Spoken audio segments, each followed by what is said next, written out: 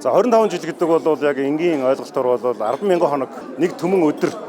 Энэ хугацаанд бол хүний эрхийн үндэсний комисс гэж байснараа ямар үр дүнд хүрв? Хариу байхгүй байсан бол яах байсан бэ гэдгийг бид нар харьцуулах хэрэгтэй. За байснараа бол ардчсан нийгэм бид нар үндсэн хуулийн энэ боломжуудыг шавхаж үндсэн хуулийг амьд хийгээд бодиттой байлгахад хүний эрхийн үндэсний комисс бол одоо дархлааны эсний үр гүйцэтгэж байгаа. Яагаад тэгэхээр жил болгон Монгол улс дахь хүний эрхийн төлөв байдал ийм байна шүү. Үүн дээр бид нар алдаж байна, үүн дээр бид нар онж байна. Юуг нь сайжруулах юм?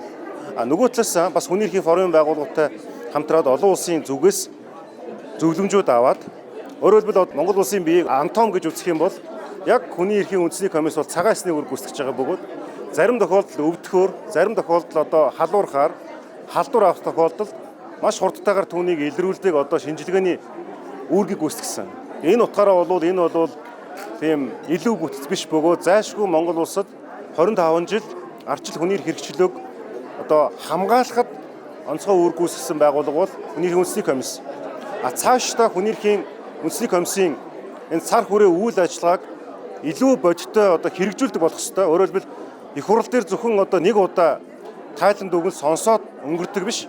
Тэнд гарч байгаа асуудлуудыг яаж амьдрал бодит үйл ажиллагаа болгож хүний эрхийн зөрчил дутагдлыг засах вэ гэдэг рүү хүсэх засаглалч тэр одоо парламентч тэр илүү ажиллах шаардлагатай гэсэн үг. Энэ бол дараагийн 2-10 жилийн хүний эрхийн үндэсний комиссийн ач холбогдол гэж харж болно.